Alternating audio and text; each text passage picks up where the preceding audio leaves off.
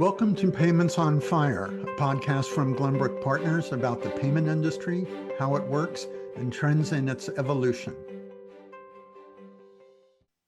Hello, listeners. I'm Bryan Derman, a partner at Glenbrook, and your host for this episode of Payments on Fire. As you may have heard in a previous episode, we at Glenbrook are celebrating our 25th year in business here in 2026. That's 2.5 decades of quite a wild ride in the once quiet world of payments. As we like to say, we were fintech before there was fintech. It turns out for nearly half that time, part of how we've stayed at the forefront of the industry has been through producing this podcast. Payments on Fire was started 12 years ago by our retired partner, George Peabody, who believed there was an audience for a medium most of us at Glenbrook didn't understand back in 2014. But we love to let people pursue their passions at Glenbrook, so the response to George's proposal was something like, "Sure, go for it. Knock yourself out. Call us if you need anything."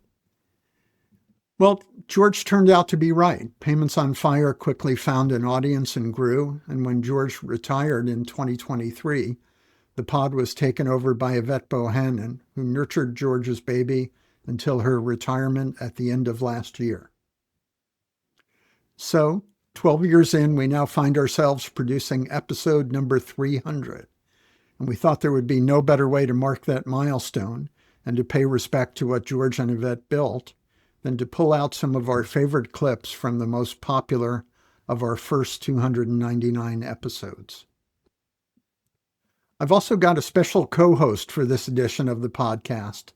I'm joined today by Jill Wurst, our marketing manager and the longtime producer of POF. Jill is very well known to our guests for her hard work preparing them for their appearances, but has been largely unknown to our listeners. So today she's stepping out of the control room and joining me to help trace the history of our little show. Jill, welcome to Payments on Fire. I can't believe it took 300 episodes to get you on the air. Thanks, Bryan. Happy to be here. You'll probably regret asking me to join you since my first question was, can I make a "This is Sparta" joke about episode 300? It is number 300. So, Jill, we have many, many interesting moments we're trying to capture, so let's dive right in. Yeah, looking back over the last 12 years, there have been certain themes that have recurred in our programming. We've aired several recent episodes on crypto, which have tended to center on stable coins in the last few years. But I think every time we look back at episode 1, we're really struck to see that we started off talking about crypto on Payments on Fire. So this is August 2014, which really meant Bitcoin at that time. Yes, our former partners, George Peabody and Scott Loftusness, hosted Terrence Spees, one of our go-to resources on cybersecurity, to talk about Bitcoin. And they tossed around possible use cases, how it might be disruptive within the payments business. It's really an interesting listen and a great reminder that innovation and disruption is not just about technical feasibility. So here's my take on those things. We all know that Bitcoin is media bait. So an announcement from a well-known, well-respected merchant, online merchant that says, hey, we're going to take Bitcoin, because it's actually, as we know, it's pretty trivial for them to accept Bitcoin from a technology point of view. It's great for PR, and probably more important, that the demographic that in their market owns Bitcoin is actually a pretty attractive set of clients. They're well above average income, technology adept.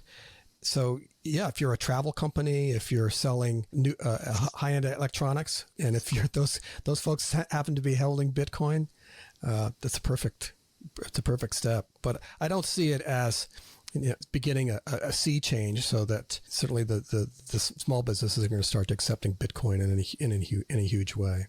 Alternatives for moving something like $40 million for a transaction like that's going to be pretty significant. So I think sort of cross-border significant payments that aren't covered very well by the current system or are done on an ad hoc basis is really where Bitcoin might start making some significant traction if it hasn't already, because I would imagine a lot of that stuff isn't reported through traditional kinds of channels. Wow, that reminds me I'm way overdue for a catch up with Terrence. pretty interesting to see how even at that early stage, these guys were lasering in on cross-border payments and how the use cases they were talking about for Bitcoin are actually what we're anticipating for stable coins these days. And we'll get into that a little more in a moment. A couple of years later, we came back to this topic with one of the real OGs of crypto, Jeremy Allaire, the founder of Circle, and best known, Circle is best known these days as the issuer of USDC, joined us in April of 2016. When we founded the company 3 years ago, we had a vision that money should work the way that the internet works, and that there'd be new services and apps that would emerge that allowed people to use money the same way we're using Skype right now, or the same way we use email or browse the web, which is global, instant, free, fun, and that kind of model that's worked for how media works on the internet, how communications works on the internet, how content publishing works. Really, we thought that model could come to money. And at the time, there were a number of technologies that we saw that made that possible. So Bitcoin and blockchain tech was one technology that would be a kind of protocol layer that we thought would be important. Mm-hmm. The advent of machine learning and artificial intelligence at scale made it possible to automate things that are traditionally done by humans in banks, like risk. It's really moving away from being a Bitcoin exchange and making Bitcoin seamless. Yeah, or invisible. Look at the product that we launched in 2014. It was positioned as a consumer payment app. Mm-hmm. It was positioned as a way to share value and move value the same way that we use email and things like that. We've never thought of ourselves as a Bitcoin company any more than Amazon thought of themselves as an HTTP company or Google as an SMTP company. I think what's critical to understand, though, is that to actually offer a product that mainstream users would want, we needed to have that fusion between the traditional financial world and this new digital currency world. That thought process will really help you see why stablecoins have emerged so dramatically in recent years. We understood in 2016 that value transfer across an immutable ledger like a blockchain could be significant for payments, but we were justifiably skeptical about a synthetic currency whose value was not very stable. And almost 8 years after that first Payments on Fire episode in 2022, we talked to Rand Goldie, who at the time was the CEO of First Digital Asset Group, about the huge expansion of the stablecoins business and how cryptocurrencies can benefit cross-border payments with small fees. And it's amazing how much money is out there right now. And what I find super interesting, and I'll wrap up with this, that when we started really focusing on payment in stable coins and cryptocurrency, that was 2019. And everyone were telling us, we should probably find another day job because it's not going to be interesting. And this was just after, obviously, the entire crypto industry crashed by like 80-90%. Was, startups were dying in the streets. And basically, today, fast forward 2.5, 3 years later or something, I have payments companies on one side constantly saying we are going into this. We already have product managers that we brought just for blockchain, right? The same companies that I was talking to them 2-3 years ago said, I don't know, maybe you should find something else to pitch. And that's from the payment side. And the crypto companies, that's interesting. Obviously, those who survived, again, hats off to them. Amazing ride for everyone. The crypto companies now understand that payments is one of the, largest, if not probably the hugest use case for cryptocurrencies, whether they are stable coins or not, doesn't really matter. And we find ourselves, and I'm very happy to say this, and being a founder, I know this would not last. So I'm celebrating this moment where we're at this juncture where the hype and the spotlight of payments and crypto intersection is what we're doing. So it's super exciting. That being said, obviously, you see a lot of companies that are maybe a bit overvalued in our field already. I like the fact that you just said a bit overvalued. I think that's being very charitable. Yeah, look, I don't know. I mean, I've been to a VC. It was hard for me because I really like building. I hope they know what they're doing. I hope returns will come to investors as this bubble bursts. But really, seriously speaking, as always, bubbles will burst, good things will come out of this, and builders will continue to build. So I just hope that the public won't be affected too much by this wave. Personally, I don't know how they can't be. If I watch sports over the weekend, I'm seeing movie stars and sports figures hawking crypto. And so, what could go wrong with that, right? Yeah, crazy times. Well, were you watching it live or were you in the metaverse? Yeah, there you go. Actually, I don't think anybody's going to find me hanging out in the metaverse. I'll save that quote, George. Go ahead. I'll take that bet, which is like a lot of crypto investments. Yeah, we've had Goldie on a couple of times, Jill. What is he up to now? So Goldie himself made the pivot to stablecoins as First was acquired by Fireblocks, a cryptocurrency and stablecoin infrastructure provider focused on building an enterprise-grade platform for financial institutions dealing with digital assets. But here's our own team of Russ Jones and Ashley Landquist fanning some flames around this stablecoin conversation earlier this year. Just thinking about the major things that happened in 2025, what's your top take on, the key development last year, if you will? I know there are a bunch of things that happened. There was a lot of political tailwind in support of stablecoins and cryptocurrencies last year. I will say that. So the Genius Act was approved in the summer. This provided clear guidance to stablecoin issuers about the requirements they have, new requirements to 100% back customer reserves, for instance, and a couple other measures. And that provided some clarity to the market, the stablecoin issuers, and in general, with the administration, there's regulatory support and tailwind across cryptocurrency, including stablecoins. So that's been a major development, and there's been continued growth in the market cap of stablecoins. We also talked about stables during our mid-year update just back in June, a couple of months ago. While use cases are still emerging, most every payments provider now seems to be working with them. Are we starting to see the fire, or is it still mostly smoke? How are we seeing some of the use cases emerge, and is it what we thought they would be? It's still the case that almost all stablecoin transactions are for moving money between crypto wallets of large institutional holders or exchanges, or for trading within decentralized finance applications, for instance.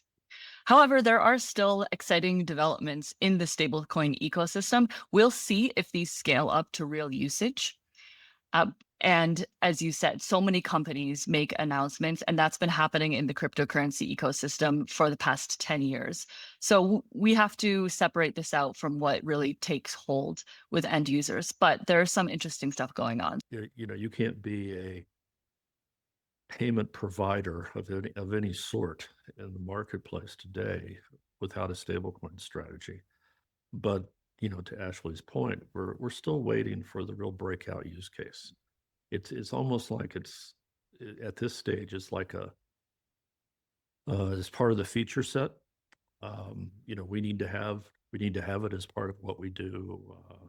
We need to check the box for our investors, all that type of stuff. But we're really still waiting for that breakout use case. And we still might find it. Another topic that has been ubiquitous lately is AI, obviously. We've joked on recent Payments on Fire episodes that by law, we have to talk about agentic commerce with all of our guests. But as you can see from the Circle episode, we were talking about AI as early as 2016, mostly in the context of AI as a fraud detection tool. And when a transaction comes in, you're pulling up those profiles that have also been pre-built clearly.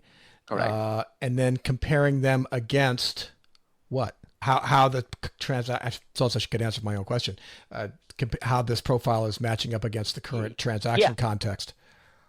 Yes, absolutely. So we call that. So when I was talking about measuring, that's the profile I'm talking about, because a machine learning algorithm is only as good as the data that you feed into it. So what we've also brought to the table is the ability to really compute with such high level of granularity. We call it hypergranularity, a segment of one. That is, if I see a payment from a card from an individual POS at an individual merchant at whatever time of the day for that card, I am going to compute everything I know about that card, that merchant, that region, that's POS, that type of merchant. How does it compare with similar type of merchants at the same time? Imagine if it's a coffee shop, it's Friday afternoon. How does that compare with what I'm seeing in similar type of merchants? If it's a coffee shop, do I have the same type of behavior? If so, okay. If not, why not? So it's this level of granularity and being able to compute that in that very short time frame that then basically enables us to feed the models and have the kind of accuracy that we have. We hit some of those same themes again in 2022 when George spoke with Ismini Saikola of OneSpan. So if you're building an AI system based on the US population and if you've collected data from US citizens, it's not as easily applicable to the UK on UK citizens. They have different spending habits, different everything. So that's an important thing to also consider. Another very important part is to monitor and control AI. This is an iterative process. If you've gotten it once, you need to do it again over and over again. And also use additional resources. For example, there are tools out there like IBM's AI Fairness. They are open source. Apply them to your algorithms, see that they are explainable and fair. And also one last thing is enhancing the awareness around AI ethics. This is a very new area, and a lot of people up until this point think that with AI nothing can go wrong. But as with any technology, it can make mistakes. So enhancing this awareness from the customer-facing employees to the senior leadership teams is important to be able to mitigate any potential mistakes that come up along the way. I mean, I remember 10 years ago how it was soulless magic, right? I mean, of course, there's some AIs that are essentially harmless and very effective. Image recognition, not always harmless in its application, but yeah, I misspoke there. Well, as you say, I mean, of course, there are also AI systems that are harmless. And if I get the wrong recommendation for something I'm looking at while I'm browsing, it's okay, no big deal. But if I get it on my credit application, then that's a different story. Of course, you haven't seen how much money I spend with a certain online retailer based on recommendations. So, well, maybe it's working way too well. Exactly. So, no surprise that early AI efforts were focused on risk management and fraud detection. We've been doing some version of that for decades. But as we've entered the era of generative AI and LLMs, the industry's focus has really shifted toward agentic AI, and in our world, that means agentic commerce. Here are some thoughts from our own team shared just a couple of months ago in our mid-year update. Are we kind of in this still in the discovery phase? Have we seen much progress on the payment side? Where are the developments looking on kind of B2C merchant agentic commerce? We're seeing some real progress in terms of protocol developments over the past few months that are really helping establish rules of the road for merchants, agents, and intermediaries. We're seeing the conditions for adoption of the actual payment embedded in that agentic journey really coming into being. But I think that the other side of that is that volume is a long ways off.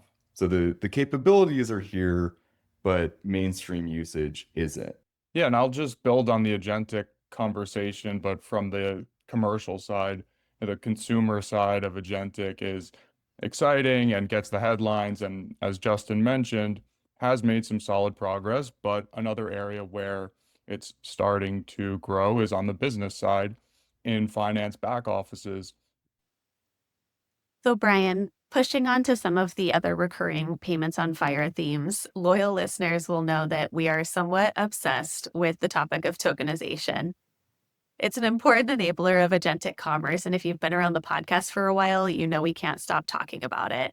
One of our first dedicated tokenization episodes aired in June 2015 with George and Russ Jones. Tokenization is sort of, in the greater scheme of things, I think it's on a pretty fast track in the card industry. I'm sorry, it's just cracking me up. The card industry isn't exactly the fastest moving spot in the world, but That's the context here. Like, compared to EMV in the US, tokenization is on a super fast track. there you go. Way to go. Okay. It's essentially gone from nothing to commercial deployment, full-blown commercial deployment in less than 2 years. So that's a very fast track in the card industry. Sure.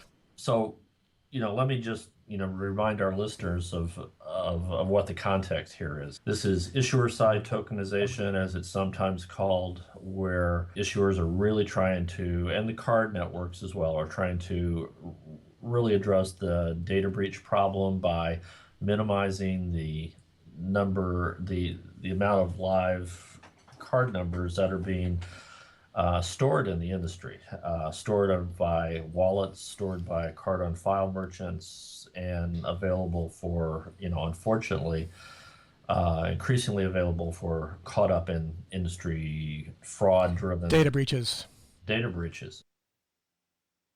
We're obviously aware of our obsession and even named one episode. We just can't stop talking about tokenization. Here are Russ, Yvette, and our other partner, Chris Uriarchin, with an update on that from that episode about 3 years ago. So we're 8 years-ish into actually implementing this, 10-ish years into its birth. Is it working? The promised land here is network tokens are going to, you can fill in the blank on a couple things, right, that we've heard over these years. Reduce fraud, make things more secure, reduce the radioactivity, if you will, or the usability of card data. Is it working? I mean, I look at fraud statistics. Chris, we look at these fraud statistics all the time. Russ, we go through this in every workshop, and it's going up. Well, it's sort of going down in some ways. And the glass is half full, the glass is half empty. if you're selling risk management solutions, it's a dark and scary market. Well, things have never been as bad in fraud as they are right now. And let me tell you, they're only getting worse. Thank God I have a solution, right? Right. The independent data seems to show that card fraud on a global basis is starting to trend downward, but we don't know what to attribute it to. We don't know if we can attribute it to the rise of, those 2 billion cards, Visa cards that are now been tokenized, or we should attribute it to chip cards in the US. We don't have that level of granularity. So we have a lot of flags blowing in the wind that show that tokenization is helping, but we don't have any numbers like that say, because of these steps, this number is down 17%, or this number is up 8%. We don't have that type of number. And that's really unfortunate. But the way the wind is blowing would say that this is all going in the right direction, I think. And Chris, would you agree? Yeah, I would agree with that. And I think, just as we said earlier, there's no simple answers to any of these questions, right? We certainly see benefits of tokenization in the Apple Pay, GPay use cases for sure. I would say for sure that has probably significantly reduced card present fraud in the US in particular, where there's still no PIN associated with a credit transaction. And, going through the provisioning of a unique payment credential that's bound to a device through an issuer is a very secure process. But, as Russ pointed out earlier, when you look at merchant card on file tokens, there's no inherent authentication there associated with the token itself. So that's not really helping attribute necessarily to a decrease in fraud losses in that particular use case. So because you have many different use cases here associated with tokenization, I think it's difficult across the board to say that it's helping or it's not helping. I think you really have to get out the scalpel and dissect the performance of all these different channels and all these different use cases. But I would agree in general, I think tokenization is good for the industry. I think that certainly it is a tool, one of many tools that we have available to to us as payment professionals in the toolbox to help with a number of different things, whether it's fraud, whether it's security, whether it's approval rates. And we just have to stay on top of it and see how it continues to evolve and how we can best utilize these tools as the use cases increase and as adoption increases across the board. Hey, team, a news flash. It looks like it's working. We're moving quickly toward a world where, in a few years, there will no longer be account numbers printed on your card. Pretty much everything will be tokenized. Making that happen requires a terrific degree of alignment and standardization across a global industry with thousands of significant actors participating. We've always had a healthy respect for the consortiums and standard organizations that make that happen in payments, and we were pleased to speak with Oliver Manahan of EMVCo a couple of years ago about how his organization helps to do that. So now, sitting here today, you have 7 EMV technologies, right? So we have contact chip, contactless chip, EMV mobile, payment tokenization, QR codes, secure remote commerce, or SRC, as some people refer to it, and 3D Secure. And you create specifications for all of those as part of the charter, if you will, of EMVCo. And you're in this engagement piece of your role, right? So when you're out there speaking with people, what's the value proposition today for industry stakeholders to adopt EMV standards versus doing something on their own? You mentioned global interoperability. Is it that, or is it other? Yeah, it's definitely that. I mean, I think it's a couple other things as well. So we always strive within the EMV specifications to provide a technical baseline that then enables any party to develop and deploy products and solutions that support the delivery of safe, reliable payments. So, it's really like a toolbox. And so if in Canada, where I domicile, the domestic debit network needs to do something specific to the Canadian market and regulations, they can use that toolbox. Similarly in the US market, et cetera. But each of those can do their own implementations, but so long as they're using the baseline specifications, we do ensure global interoperability and global compatibility. So using EMV technologies, organizations can develop payment products that will work everywhere. And there's also consistency. So organizations can develop payment products that will deliver consistent payment experiences. So people always know, to insert your card or to tap your card, or if you see an icon for click to pay for secure remote commerce, that you'll have a consistent experience. And an underlying goal for us is always security. So when you implement EMV technologies, the organizations can develop payment products that enhance transactional security. Of course, one of the things that tokenization helps with is also fraud prevention. We've been talking about risk and fraud since the earliest days of the podcast and continued to invite industry experts on the show as the methods and channels for fraud evolve faster than anyone wants. And from mobile and CNP fraud to identity theft and new AI tools used for fraudulent activity. One of our favorite guests, a guy with his finger on the pulse of the ever-changing fraud phenomenon, is David Maimon of Centilink. Here's a clip from a chat David had with Yvette last November. So reporting continues to be a problem in your mind. Yeah, reporting, because a lot of people are still ashamed by the fact that they get victimized. A lot of people do not really know that their identity has been stolen, so they can't report an identity theft. Think about the issue of synthetic identities, right? I mean, there's nobody to report identity theft in the context of synthetic identities. And if you think about it in the context of the FIs and the credit union, they don't know what they don't know if those identities keep sort of paying the bills and maintaining those bank accounts. It's very difficult to track this issue. That goes to the government as well, right? I mean, so much fraud happens on the government front right now. And to me, what's scary is that we don't even know how much. But we know that after COVID, I mean, there's more scrutiny, more attention to the issue of fraud in the government. But again, I mean, how much tax refund problem do we have? We don't know, right? So in terms of actual losses, unless you have, and this is just me and please feel free to sort of counter on this. Unless you have a systematic way to measure fraud and you're seeing fraud losses with your own eyes, I don't think you're in a position to talk about fraud losses, right? Actual fraud losses, and definitely not on a societal level or a global level. Yes, you can talk about actual fraud losses for your organizations on an annual basis, but given that you don't know what you don't know, so hopefully that makes sense. Yeah, it makes a lot of sense, actually. And I think it's important to keep reminding ourselves of that as an industry. People get too fixated on the numbers, or they get fixated on numbers that are then used to create a trend comment.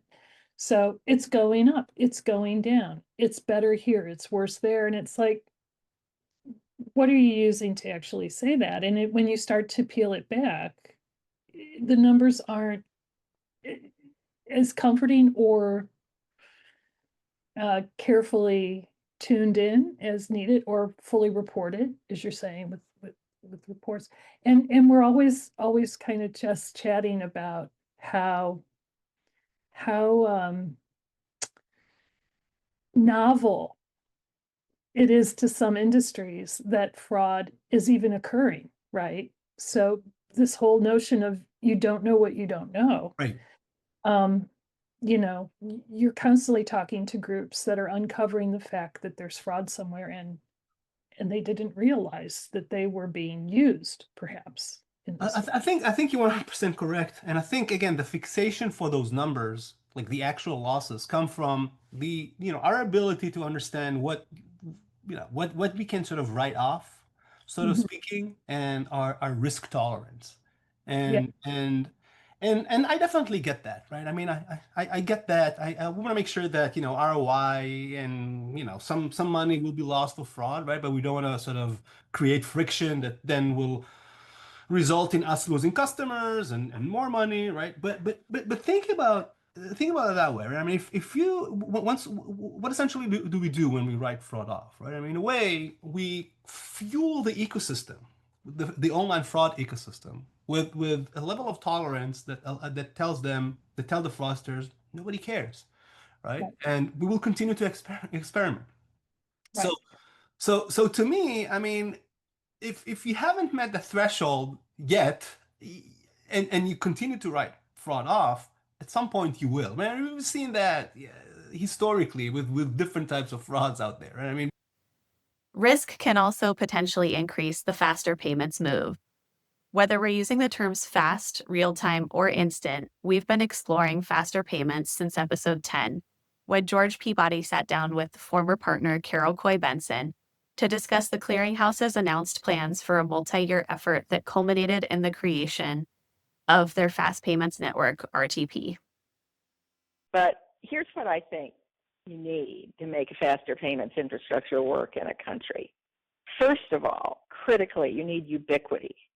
You need anyone with, at a minimum, anyone with a bank account to be able to pay anyone else with a bank account, consumer or business, regardless of what provider that counterparty is using. And I would love to expand that definition to say anybody with a payment account, bank or non-bank, can pay anybody else with a payment account, bank or non-bank. So that's a first. Second, those of you who know me know that I'm kind of a nut in talking about brand in payment systems. And here I mean a sort of small b brand. There has to be a common terminology that everybody recognizes for this payment system, so that, it can't be that my provider is calling it SuperPay and your provider is calling it WonderPay. And I'm trying to talk to you and tell you how I'm going to send you the money, and we're in a complete confusion because we're using different terminology. So you need some national terminology. You need to be able to turn it into a verb. That the system has to become a verb. Jill, I really miss speaking to Carol on a daily basis, though we do manage to catch up every few months, and she remains very active in the payments ecosystem. She played a big role in getting Glenbrook to take on a more global perspective in payments, especially around financial inclusion in emerging markets? Carol's the best. We actually live in the same city, so I get to see her every now and then. Of course, the runaway success in real-time payments is the PIX system in Brazil. It's a major innovation in the payment space, but more fundamentally, it's become a driver of financial inclusion in that country. Yvette spoke with Carlos Brandt of the Central Bank of Brazil about this a while back as part of a 3-episode series we did on PIX. So we have now, for example, 133 million PIX users in Brazil, which accounts for more than 80% of the adult population in Brazil. And out of this 133 million PIX users, 64 million users, so almost half of them, made its first digital transactions with PIX. And of course, that means financial inclusion, right? So the people that were excluded or underserved, they are now into the system. And of course, these people now, they have access to not only to payments, but they now have access to other financial products like credit, like insurance, like investments. So putting here a different perspective or another way to see how financial inclusion is good for the country, the access of different of these people to different financial products, that means more business for the financial institutions, for fintech. So PIX is not only being good for the people that are being included, but it's being good for the financial system, for the institutions. So it's being a booster for business in the financial system. And more than that, PIX is also promoting digital inclusion. As many of these people, they had access to mobile phone and internet, as I said, but they didn't have a way to pay online. So they couldn't, for example, buy from a food delivery app or for a rideshare app, online entertainment, and so on. And with PIX, these people now have this digital inclusion. So they can buy whatever they want. They can subscribe music streaming, for example. And so just like it is being good for the financial system, meaning the financial institutions and fintech getting more business, this digital inclusion is also bringing more business for many companies in the real economy. So we like to take this wide look at the financial system or the benefits that financial system or the financial inclusion brings to the system and for the country. You know, the clearest success story in U.S. real-time payments is probably a bit underpublicized. It's the Zelle system, which mainly carries person-to-person traffic. We recently sat down with Preston McCaskill, Chief Operating Officer of Zelle, which is the open-loop network owned and operated by Early Warning Services. We discussed the network's growth, its settlement process, its important aliasing directory, and the expansion of its use cases. One of the things I would be remiss if I didn't ask you to maybe describe the settlement process that's behind Zelle. It's just sort of unique in the sense that there's multiple settlement rails. I shouldn't say it's unique. There are other payment networks that have multiple settlement rails, but it sort of stands out as part of the real interesting part of how the network operates, I think. Yeah, and again, right, that's almost that secret sauce. So one alias directory allows us to know both the sender and the receiver and make that frictionless identification process really enjoyable. The second secret sauce is, right, we're not moving the money, we're providing the messaging between the sending institution and the financial institution. And by being part of the network, you are agreeing that those funds will settle in near instant time. How the money moves in the background and on other rails is associated but not directed or under the control of early warning or the Zelle network. Okay, so you're using ACH, right? And RTP to do the settlement process? Exactly. Okay. Any plans to add FedNow into that mix? Our goal is to grow the network, and if that grows the network, we're agnostic. Okay. You've never met a settlement really didn't like. At Glenbrook, we've always believed that efficient and inclusive financial services are vital to economic development. In support of that mission, we've worked on fast payments initiatives across 55 countries or regions so far. For example, we've developed principles for inclusive instant payment systems, contributed to the implementation of these systems, supported stakeholder convening efforts, assessed the business cases, and drafted complete scheme rulebooks. In a discussion last year, Sabine Mensah of Africanenda drew a direct connection between financial inclusion and the implementation of real-time, always-on payment systems. The realization for me was at the time that there are over 400 million adult Africans for whom that is their everyday life in the cash economy, in the informal economy. And what it means for them is really not being able to fully embrace the opportunities of the formal financial ecosystem and having access to more resources through lending, having access to safeguard their funds through savings, having access to protect themselves with insurance. So all of these, sometimes I think we take it for granted for those of us who have access to it, while we need to recognize that there are a lot more people who don't have access to it. And for me, instant payment is the infrastructure layer that can enable you to send, a financial transaction in near real time, 24 hours a day, 365 days. And for the person to also receive this instantly, whether it's a transfer to a person or it is a digital payment that you are making. So that's where I see an opportunity for us to collectively come and accelerate financial inclusion. Of course, the major driving force in the global financial inclusion movement for a couple of decades now has been the Gates Foundation. We were excited last year to welcome to Payments on Fire Michael Wiegand, who oversees the Foundation's Inclusive Financial Systems Initiative. And he had a really informative discussion with Yvette and our associate partner, Joanna Wisniewska. While inclusion is always focused on people of lesser means, Michael noted that in recent years, they've also sharpened their focus on gender issues that affect financial inclusion. We're talking about and we're dancing around this idea of inclusion a lot here in this conversation. And we're even, Joanna sort of came in with inclusive instant payment systems, which inclusive IPS is what we say now.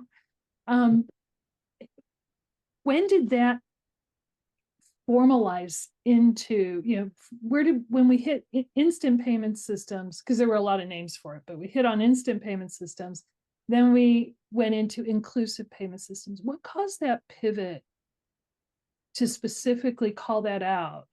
And what has that done? Like, what were you exactly trying to achieve there? I think this is really important. You're touching on this growth and bringing people in, but what does it mean exactly? So I'll answer that in two ways. So broadly, in terms of our strategy, we actually changed our name recently, but back from 2011, when we launched our digital strategy, it really was about inclusive financial systems. And that sort of three key dimensions. It's inclusive and it works both for rich and poor, for urban and rural, and for men and women. And across each of those dimensions, there are very particular challenges and opportunities that need to be very intentionally addressed. So rich and poor, it's largely about bringing the costs. Urban, rural, I talked about the challenges around agent networks and things in sparsely populated areas. But men and women is a big one. And from the beginning of that strategy, the team articulated an objective to reduce, and later we increased that to completely close the gender gap, right? So there's always been a huge gap between men's participation in formal financial systems and women. And so we set that objective, and a lot of our work, including helping governments fund social protection payments, is an important lever to reducing that gender gap. I love the dimensions that you called out on this, of how you were thinking about inclusion when you started the program. I think by putting inclusive in front of the payment system noun itself, nouns, it really creates that intentionality, because a lot of people would sort of shrug their shoulders and say, it's ones and zeros, it's code, it's, of course it's neutral, you know, it in itself isn't, you know, it's gender agnostic, whatever they would say, right? Yep. It's not, you know, as humans, we come in and we write this code as with bias, you know, built in of how we think things would work or how we think people are. You're giving some great examples that really highlight the importance of intentionality here, at the design level, and the feedback loop too, right? Yeah, and we had those debates internally, right? This is technology, it's gender agnostic, but we've increased, and frankly, Glenbrook has provided us a lot of support, and we're working together now to further articulate what does it mean for a payment system to be gender intentional and really understand and then meet the needs of women. Yeah, and we you know, this is really work Joanna's spearheading here, but the fact that a foundation like Gates has recognized it and called it out, in particular in parts of the world where this is not something that's discussed very much, I think that's quite remarkable. Michael, a question for you. You knew there, especially in the context of women, but applicable more broadly, there are certain foundational things that need to be in place to address barriers. And one of those things that comes to mind is an ID. You know, being able to open an account is the starting point, right, to entering inclusive instant payment systems. Going back to some of our older payment systems, we've remarked a few times in recent years about the surprising growth of the 50-plus-year-old ACH system. One of our Payments Views opinion posts is titled ACH is Hot, which didn't escape the notice of Michael Hurd of NACHA, the rulemaking body for the ACH system. Let's start off with sort of the state of ACH, and we'd love to, of course, we want to hear more about the recent rulemaking, because that is such a big impact, and we'll talk about some availability issues. But ACH is hot, and we're chuckling because ACH as a technology has been around for decades. Yeah. So what's going on? Yeah, well, I think you all created that catchphrase "ACH is hot." I loved it. Loved it when I saw it, and I think we cribbed that from you all. I think we use that on our own presentations now. ACH is hot. But look, the last 10 years or so have really been a golden age of sorts for the ACH in terms of adoption and payment volume. Even before the recent pandemic era, annual ACH volume growth has been accelerating, driven by things such as direct deposit of payroll and other uses, consumer bill payments and account-to-account transfers, and also by business-to-business payments.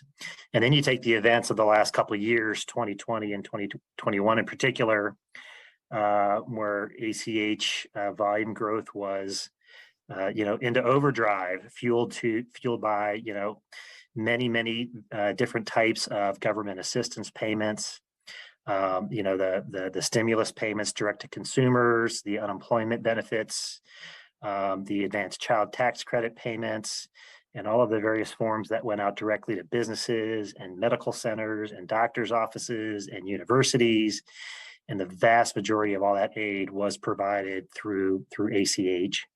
And then you add into that, kind of like the dramatic shift to remote work and the corresponding dramatic shifts in choice of payment method due to the fact that no one was in person with each other anymore. It's hard to do check runs and double signing on checks in the office when no one's in the office. And so we really saw some tailwinds behind ACH volume growth due to those kinds of factors as well.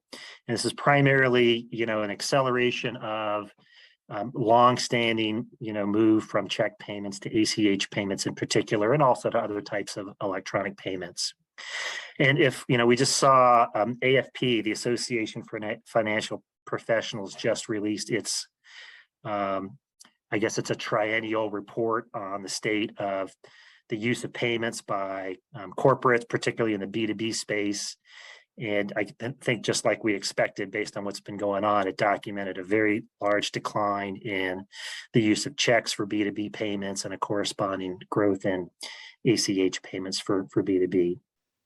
The growth and increasing sophistication of fast payment systems, interbank settlement became a hot discussion topic for the first time in decades.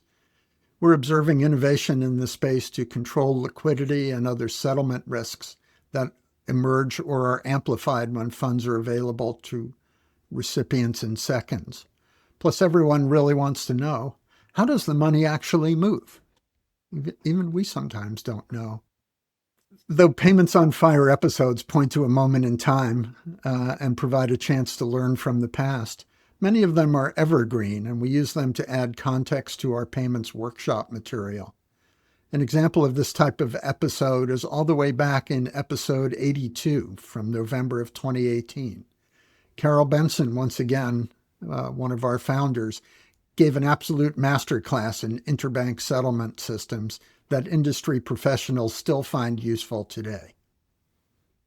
One thing that's happening is the timing of the posting of the net settlement entries to the settlement bank account is changing. It's happening earlier. So in the legacy model that I described, where a settlement period is a business day, so let's say the day is Tuesday, it's the end of the period at the end of day Tuesday, those net settlement entries are calculated. Most legacy retail systems have the settlement entry posted on Wednesday, on the next business day. Okay. So one thing that is changing is same day settlement. That'll be familiar to the US listeners who've been following same day ACH settlement. And all that means is that batch settlement calculation is posted on the same business day rather than the next business. Got it. Okay. So that's an acceleration. So we've sped up the old model. Okay. That's right. The other way things are accelerating in net settlement is that the length of the settlement period is shortening.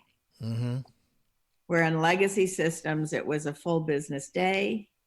Now you're seeing it happening multiple times within a day, maybe 3 times a day, maybe every half hour, maybe every few seconds. Maybe the end of the settlement period is triggered by the volume flowing through the system rather than a length of time. So lots of different things being put in place and being talked about to accelerate that. Several years ago, Carol observed that the start of most client engagements required a primer on payments to make sure that everyone on the client team had a shared understanding of payments and was able to use industry terminology to communicate with each other and with us in an accurate way. Yeah, and that got Carol thinking that maybe a more formal education program would help not just our clients, but people in the industry. So she started what was to become our Payments Bootcamp workshop, the delivery of which has evolved with the changing industry. From our classic face-to-face workshops to live virtual sessions during and post-pandemic, to our recently launched on-demand learning program. You know, these payment boot camps, as we call them, they're 2-day workshops that are designed to help people get smart about how the payments industry works. And I don't mean the card industry, I mean the payments industry, very, very, very broadly. And it really comes out of our sort of consulting work. When we first formed Glenbrook, we did not think we were going to be in the payments education business. But what we found out was every time we'd work with a client, smart people, tons of energy, and wouldn't it be great if everybody who worked for them understood how the industry worked? And the context there, of course, is that there's tons of people in the payments industry, and they don't always have, a deep background in payment fundamentals. They're, software developers, they're risk specialists, they're, business strategy people, marketing people. And our clients were asking us to help them educate their employees and get them smart really fast about how the payments industry worked. It's continually revised. On a month-to-month basis, we're updating the material to reflect what's topical in the industry, what's going on. And, you're asking, George, how this has evolved over time. When we started, we thought it was important just to really explain how the core payment systems worked. And what we realized, after doing it for a while is people want to understand the context, they want to understand the theory, not just how the checking system works, but why the checking system works that way. Not just, what is a chargeback, but why do chargebacks exist? What's the sort of the underlying theory behind it?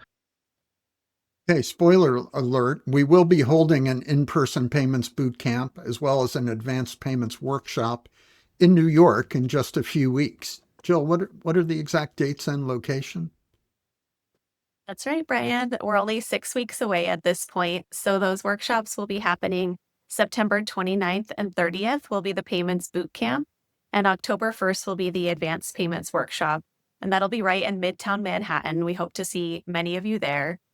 And Bryan, I know you introduced me in the beginning in my marketing and producer role, but I was originally hired by Glenbrook to help execute these in-person workshops. Obviously, that was in fall of 2019. Yeah, it was a long time ago.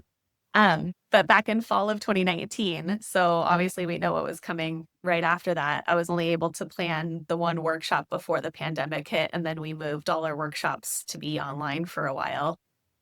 Since then, we've greatly diversified the ways our content can be found, and the big change in the last few months was the release of our on-demand learning program.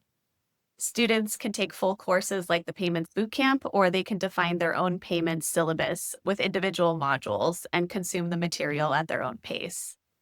Yvette, Russ, and Debbie Bartu introduced the program in an episode last year. If we wind back the clock a little bit, we have 30,000 people, right, that had gone through a workshop, up until about 4 years ago when COVID showed up. So all of those folks, that vast majority of people that had gone through workshops did in-person workshops. We traveled all over the country, predominantly in the US, delivering these workshops 2-3 days. We'd have public forums where people came to San Francisco or New York or Atlanta, and it was all in person. And then COVID hit and we had to pivot and go virtual. And, we had this realization at that point, I think. I remember doing one of the very first virtual workshops on Zoom, and there was some person like on the other side of the planet dialed in on Zoom, whispering to us that he had to be off camera because he was in his bathroom learning, and everyone else in the house was asleep or something. It was just wild. But it was such a moment, I think, where we realized, A, people really want to learn this stuff and get smarter about payments. Great. But B, like to the extent that they're willing to go to. And, that individual and many more since then, dialing in from all over the planet, right? Day and night to dial into the Zoom workshop. I think that was part of what made us realize, we need to get this in a consumable format that people can do this at a reasonable hour and get as much out of it, as they would listening in on Zoom, right? Or being. So that was really the goal here, right? I mean, make it more accessible. Also make it more bite size. Yeah. We live in a YouTube centric world today where everything you want to know in life can be netted down to a 7-minute video. Mm-hmm. And we were, historically we looked at an agenda for a client as a series of 1-hour topics. ACH system. Let's talk about it for 1 hour. And our clients were telling us, our employees are younger, they're in tune with the video on demand economy we live in. Yeah. And everything needs to be, bite size. If you're curious about it, you need to find it, watch it quickly, understand it, and move on. And so that's what we've tried to do with the on-demand learning is sort of make our content library bite-sized, if you will, so that people can really go at it. And I remember one of our clients told us his vision. We were asking him, what can we do to better serve you? How can we help you be more effective when it comes to keeping your employees up to date with what's going on in the payments industry? And he said, it's real simple. I want a software engineer to get on a BART train in Daly City, pull up on their iPhone a 7-minute video on interchange, and when they get off to walk into the office, they know everything there is to know about interchange. And so that was like, wow, Okay. Yeah. Something to chew on. Yeah. Wouldn't that be great?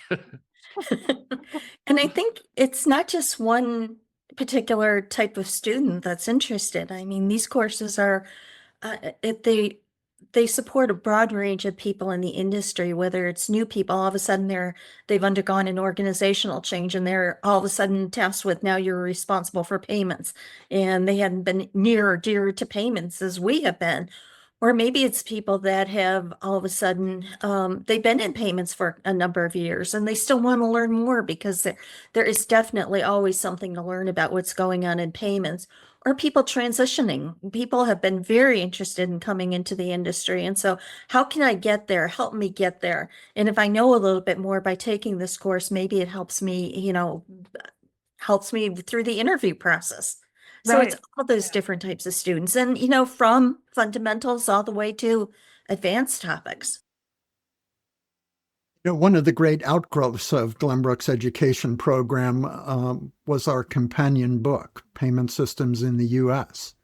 There are tens of thousands of copies in the book in circulation, but I'd like our listeners to know that the 4th edition of the book will be coming out soon. We've significantly reworked the content, and the new book will be almost twice the size of previous editions. Watch the space for news about the formal release. So, okay, as we reach the end of our tour, just a reminder that payments doesn't live in a vacuum. They get delivered by organizations. That's companies, consortiums, government agencies, NGOs, central banks, etc. All of those need to exercise great leadership and execution to make payments work. I collected some great lessons about leadership from one of our guests a while back. After chatting about point-of-sale systems, the former CEO and founder of Shift4 and currently the NASA administrator, Jared Isaacman, shared his corporate culture vision with us. People is I think it's one of the hardest jobs in leadership is, kind of managing personalities and getting a lot of people to do things they would rather not do. It becomes even harder when they're new to the organization and they didn't kind of grow up with you in the business, or, again, completely different culture, different part of the world. I'd say that we have kind of our principles in the organization that we're trying to instill. So yeah, people are always the hardest part. Kids are probably the hardest job in the world though, right? So you're going up into space. What did your kids think about you going up into space, and what did you tell them about your personal moonshots that you're taking? I certainly think raising kids is like one of those things you can't get wrong, but I don't think it's my hardest job, because I'm pretty lucky. My wife does it at a pretty incredible level. So, my kids are just awesome. But with all the space stuff, they really at the time, Mila was probably was 7, Liv was 5. They I think assumed a lot of dads and moms went up into space all the time. I show them all the launches on the live cast, which is now like twice a week practically. So I don't think they really considered whether there was a human in it or whether it was a cargo. They just thought there was a lot of launches. I think that as we got closer to the launch date, they had a greater sense of what it meant, and I think even what the risks are associated with it. And but they're awesome. Everybody's like very, very supportive. So. That's cool. But did they ask you like, what did it feel like, or what did you see, or were they curious? Kids are always curious, I think at the time it was much more about, like Baby Yoda. The Mandalorian was at peak in late 21 when I went to orbit. So there were a lot of questions about aliens. Yeah, I mean, it doesn't come up a lot at all. And it's still, obviously, it's a very big part of my life, today, and will be in the future. And, they kind of have their own interests, which is awesome. Okay, Joe, we're back from outer space. And thanks to everybody. It's that time when we need to wrap up the session. Jill, thanks so much for pulling together so many of our greatest hits. Yeah, you're so welcome. This is fun. It's always fun to take a look back at all of the episodes that we've done, and we appreciate all of our guests for coming on and providing a little bit of that payments perspective.